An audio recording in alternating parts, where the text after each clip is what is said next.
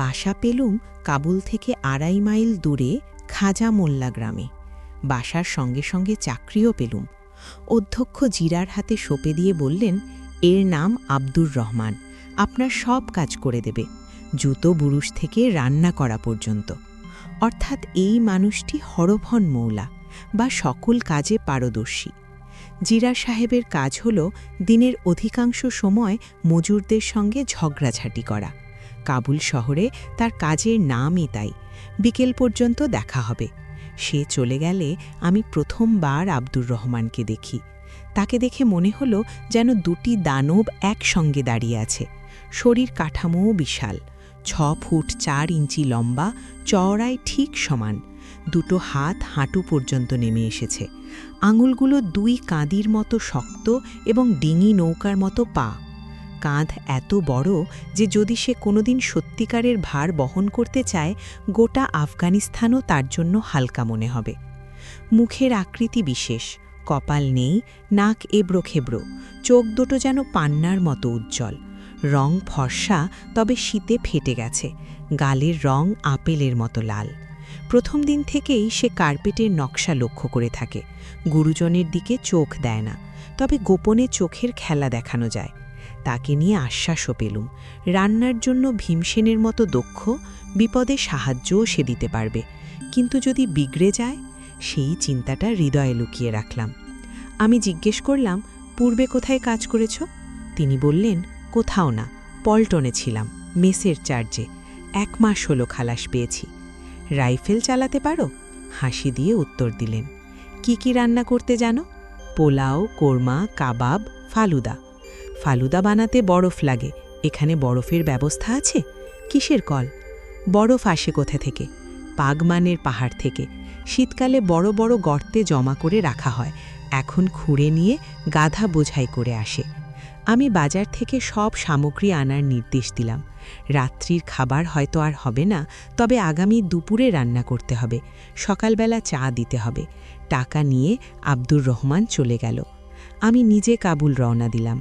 ২.৫ mile পথ মৃদুমধুর ঠান্ডায় অতিক্রম করলাম।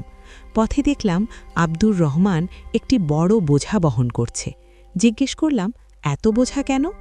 আমরা দুজনে ভাগাভাগি করি না, আমি একা আনি।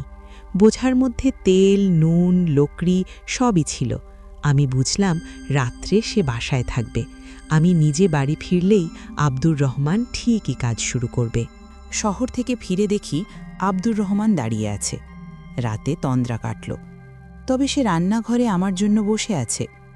মুখ ধুতে গেলেই বুঝলাম কাবুল নদীর বরফকলা জল ব্যবহার করা হয়েছে, যেন আমার মুখ আফগানিস্তানের রিলিফ ম্যাপের মতো উঁচু নিচু। খানা টেবিলের সামনে বসে যা দেখলাম তা আশ্চর্যজনক। ১ মাপের ডুম্বার মাংসের কোরমা, কিছু বাদাম কিশমিশ, আলু ১ কোণে। আরেক প্লেটে আষ্টেক ফুল স্বামী কাবাব, বারকোষে কয়েকটি কোফটা পোলাও। এত বড় রান্না এক ব্যক্তির জন্যেও যথেষ্ট। আমি হাঁ হয়ে দাঁড়ালে আব্দুর রহমান সতর্কভাবে বলল, রান্নাঘরে আরও আছে। একজনের রান্না না করে যদি ৩ জনের রান্না করে, তাকে ধমক দিতে হয়, কিন্তু ৬ জনের জন্য রান্না করলে আর কি করা যায়?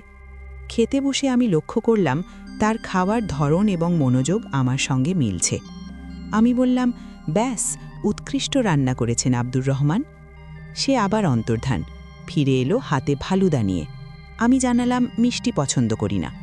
আবার চলে গেল, ফিরে এলো বরফের আঙুর নিয়ে। মুখে বলল, বাগে বালার বরফি আঙুর, তামাম আফগানিস্তানে মাশহুর। আমি খাচ্ছি, সে আবার হাত দিয়ে বরফের টুকরোর সাথে ঘষছে। তারপরে চা দেওয়া হলো, কাবুলির চা।